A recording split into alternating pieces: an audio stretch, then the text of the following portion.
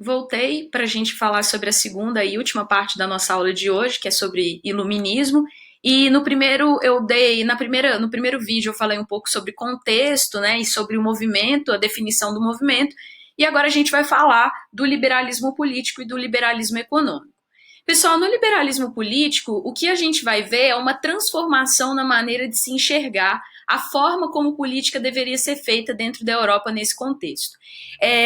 Os liberais da política, eles entendiam que até então a autoridade do governo era fruto de duas forças. Da violência dos que se apoderam, ou seja, do absolutismo, né, que era uma forma de violenta de expressar o poder na visão dos liberais, e o consenso entre aqueles que se subordinavam a essa autoridade. É importante, pessoal, a gente pensar que o termo cidadão é um termo que vai ser inaugurado no contexto da Revolução Francesa. Até então, as pessoas que viviam dentro dessa sociedade, elas eram vistas como súditos, ou seja, basicamente pessoas que se subordinavam ao poder de uma liderança maior.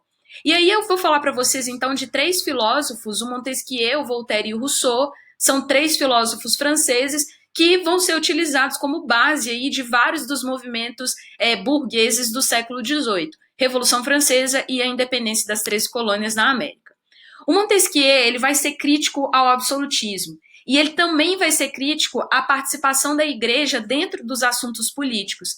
A concepção de Estado laico, pessoal, que é a separação, né, entre igreja, entre religião e Estado, isso vai ser algo que os iluministas trazem com muita força. Só tomem cuidado para não acharem que eles são ateus. Eles não estão questionando necessariamente a Igreja Católica enquanto fé, né, enquanto espiritualidade. Eles estão questionando enquanto uma instituição que interfere diretamente nas questões políticas. O Montesquieu também vai criticar os privilégios e os altos gastos governamentais. Dentro da noção do Montesquieu, a gente vai tê-lo como um grande defensor da monarquia constitucional. O Montesquieu ele acreditava que o absolutismo não deveria, né, existir, ou seja, todos os poderes não deviam ser concentrados na mão de uma única pessoa. E por que ele defendia essa teoria? Porque na visão do Montesquieu, o poder corrompe. Quanto mais poder uma pessoa tiver em suas mãos, maior é a chance dela se transformar em um déspota, em um líder autoritário. Então, Montesquieu ele vai ser responsável por criar a teoria da tripartição dos poderes, que nada mais é do que dividir o poder entre poder executivo, poder legislativo e poder judiciário. Para quem está vendo que isso soa muito presente para nós, a República Brasileira se organiza a partir disso, né? Não só a República Brasileira, mas basicamente todas as democracias ocidentais, elas são assentadas nos critérios de divisão dos poderes. Depois vocês pausem esse vídeo e dêem uma olhada nesse gráfico aqui, nesse organograma com mais calma, mas o que o Montesquieu sugere é que os poderes de executar as leis, de criar as leis e de interpretá-las deveria ser dividida em três esferas diferentes. Os poderes se relacionam entre si, eles devem ter uma questão de harmonia, mas eles também devem ser independentes. Essa é a teoria fundamental para a gente entender o pensamento do Montesquieu. O Voltaire, ele vai ter uma tradição de vida, uma trajetória de vida muito interessante, porque ele vai ser perseguido, né? Ele vai ter que se exilar da França. Ele era um ferrenho crítico à Igreja Católica. E o Voltaire, ele vai ser um crítico ao antigo regime de modo geral. Tanto é que ele vai ser usado como base para esses déspotas esclarecidos, que eu já vou explicar daqui a pouco quem eram essas pessoas. A principal defesa do Voltaire era do livre pensamento. É dele aquela frase, né, que ele vai falar que defende até a morte o direito de alguém discordar da outra pessoa, o que vai ser a base do que hoje a gente entende como liberdade de expressão. O Voltaire, ele acreditava que o Estado não deveria intervir, né, ou melhor, ele não deveria servir aos interesses pessoais do rei. Ele deveria servir ao que o Voltaire chamou de felicidade pública. Então já traz aí também concepções de uma certa democracia, né, ou pelo menos de uma certa visão de que o Estado não deve ser uma instituição para agradar ou assegurar os interesses de apenas um grupo social. Ele vai ser favorável, pessoal, à igualdade jurídica. E o que significa isso? Que todos devem ser iguais diante da lei. Mas o Voltaire não acreditava em igualdade social, ou seja, a igualdade nos bens materiais, né? Ele vai dizer que os homens nascem iguais, mas que a sociedade nos diferenciava naturalmente. Quando eu digo que o Voltaire foi utilizado como base para o despotismo esclarecido, é porque quando essas ideias iluministas ganham forças dentro da Europa, muitos monarcas vão ficar com medo. Afinal de contas, a defesa básica do iluminismo é que o absolutismo deve ser derrubado. Então, o que, que alguns monarcas vão fazer? Eles vão pegar algumas ideias iluministas e iniciarem reformas dentro das suas monarquias. Seria mais ou menos como se os déspotas estivessem falando: galera, entendemos que vocês querem reformas, mas deixa que a gente faz, né? Não precisa derrubar a gente do poder, não precisa nos tirar do poder. Então, muitos desses déspotas, eles vão fazer algumas reformas, por exemplo, reforma educacional, reforma na economia. Então, eles vão fazer algumas reformas internas de caráter iluministas, tentando associar o iluminismo ao poder absolutismo. No Brasil, né, no que diz respeito ao Brasil, o Marquês de Pombal, que foi ministro do monarca português, ele vai ser um déspota esclarecido, ele vai ser um cara que se inspira nas ideias iluministas para fazer uma série de reformas, tanto em Portugal quanto no Brasil também. E por fim, a gente fala do Rousseau, o Rousseau que é considerado aí talvez um dos mais radicais pensadores iluministas, porque o Rousseau é o nosso terceiro e último autor contratualista que a gente vai estudar aqui. O Rousseau, ele acreditava, ao contrário do Hobbes, que o ser humano no estado natural, ele era bom. É dele aquela frase, né? O ser humano é bom por natureza, a sociedade que o corrompe. Só que o que o Rousseau está chamando que corrompe o ser humano? A propriedade privada. Na visão do Rousseau, e eu trouxe aqui um trecho de uma obra dele, que é a obra do Discurso sobre a Origem e os Fundamentos da Desigualdade entre os Homens, o Rousseau ele vai dizer o seguinte: o verdadeiro fundador da sociedade civil foi o primeiro que, tendo cercado um terreno, lembrou-se de dizer isto é meu, e encontrou pessoas suficientemente simples para acreditá-lo. Quantos crimes, guerras, assassínios, misérias e horrores não poupariam ao gênero humano aquele que, arrancado as estacas ou enchendo o fosso, tivesse gritado aos seus semelhantes: defendei-vos de ouvir esse impostor. Estais perdidos se esquecerdes que os frutos são de todos e que a terra não pertence a ninguém. Se a gente observar esse relato do Rousseau, pessoal, ele está querendo dizer que o que corrompeu o ser humano foi a propriedade privada. A partir do momento que um determinado ser cercou uma terra e disse essa aqui é minha e você não tem nada, o Rousseau acredita que foi aí que surgiu a sociedade que corrompeu o ser humano que era bom.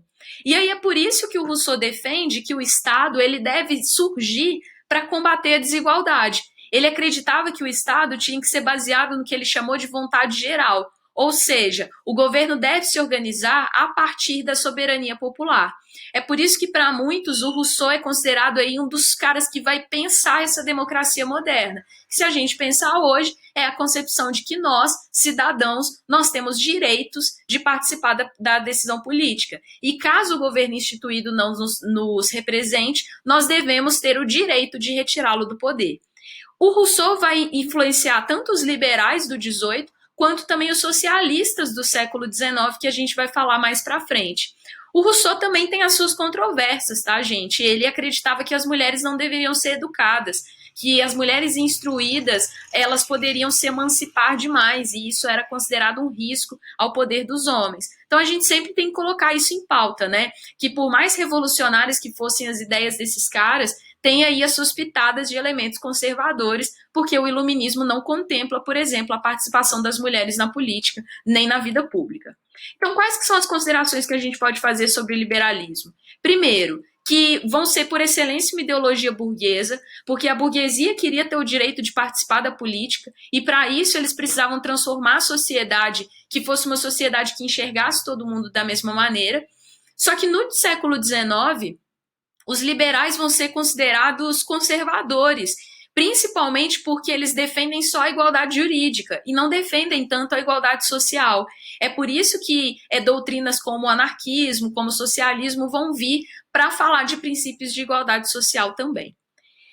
E aqui algumas influências do iluminismo nas democracias atuais, né, pessoal? Até hoje nós nos embasamos, como eu falei, na divisão dos poderes do Estado. Nós partimos do princípio de que a soberania popular é algo importante, né? Ou seja, a participação política da população com o poder de escolher os governantes, e as defesas das liberdades, principalmente a liberdade de expressão, que é um princípio caro para toda democracia que se preze. Por fim, as questões de igualdade jurídica, o fato de que, pelo menos em teoria, somos todos iguais diante das leis, e o iluminismo vai começar uma discussão a respeito do ensino gratuito e obrigatório. Galera, eu sempre gosto de falar para os alunos sobre o cuidado que a gente tem que ter em analisar as questões na teoria e na prática. Nós sabemos que, teoricamente, vivemos em uma sociedade cuja igualdade jurídica deveria ser a regra, mas nós sabemos também que, na prática, isso não acontece sempre. Então, lembrar que o iluminismo e que a sociedade democrática ela tem os seus limites. E aí fica esse questionamento se nós, principalmente tendo em vista os acontecimentos e o contexto do Brasil, né, se nós realmente já alcançamos esses ideais aí que o iluminismo tanto pregou no século XVIII. E aí, para finalizar nossa aula de hoje, a gente vai falar sobre o liberalismo econômico. O liberalismo econômico, pessoal, a principal crítica era em relação ao mercantilismo. Eles acreditavam que tanto os monopólios quanto a grande presença do Estado na economia era algo que atrasava o desenvolvimento econômico das nações. Os primeiros liberais vão ser os chamados fisiocratas. As defesas que os fisiocratas faziam era a seguinte: eles acreditavam que toda a riqueza provém da terra, da agricultura. É por isso que eles acreditavam que era necessário que o Estado criasse apenas um imposto que deveria ser pago pelos grandes latifundiários. São os liberais fisiocratas que vão criar o pensamento da defesa do chamado laissez-faire, que é a ideia de que o Estado não deveria tentar regulamentar a sociedade, principalmente a economia. Eles acreditavam que a economia se organizava por si própria e que o Estado não deveria intervir em assuntos econômicos. Eles vão ser a grande base que vai influenciar o pensamento desse cara. Se você se intitula um liberal, ou se você quer entender um pouco mais sobre a ideologia liberal, é muito importante que você busque o Adam Smith. Para o Adam Smith, ele acreditava que a economia ela se movia por interesses privados dos indivíduos. Então, ele acreditava que, por mais que o indivíduo trabalhe para alcançar um desenvolvimento pessoal, ele, de certo modo, também vai influenciar o desenvolvimento da sociedade. O principal elemento do pensamento do Adam Smith é que ele acreditava que toda vez que o Estado intervém na economia, essa intervenção ela é antinatural, porque o Adam Smith, assim como os fisiocratas, acreditavam que a economia se organizava naturalmente. E ele acreditava que eram as leis da oferta e da procura que vão organizar a economia. E é isso que ele chama da mão invisível do mercado. Então, por exemplo, se um preço do produto está muito alto, não cabe ao Estado dizer, abaixa o preço desses produtos. O que vai acontecer? As pessoas vão deixar de comprar e aí o mercado vai ser obrigado a diminuir o valor desse produto. Então, é isso que ele está chamando de equilíbrio natural. Ele acreditava que a riqueza de uma nação residia no trabalho, ou seja, na capacidade de produzir bens. Ele vai romper um pouco com aquela lógica do mercantilismo, que acreditava que era o acúmulo de metais preciosos que trazia a riqueza de um Estado. E o Adam Smith vai defender, então, a liberdade. A liberdade, né, entre patrões e empregados de negociarem pessoalmente as relações de trabalho. Ele vai ser um defensor da propriedade privada. Ele acreditava que o Estado deveria garantir o direito à propriedade privada. Lembrando que o John Locke, o Adam Smith também vai se inspirar muito no John Locke, e ele defende que o Estado não tem que intervir na economia. Pessoal, depois deem uma lida mais atenta nesses slides, procurem mais informações também, porque lembrando, né, a nossa aula aqui ela tem que ser um pouquinho mais curta para os vídeos serem mais atrativos para vocês. Qualquer coisa que não tenha ficado muito claro, me procurem nos comentários ou me procurem nos nossos canais de Tira Dúvida organizados lá no cursinho. É sempre um prazer, espero que os vídeos tenham sido proveitosos. Dúvidas, então, me procurem. Beijo para vocês, até a próxima e bons estudos.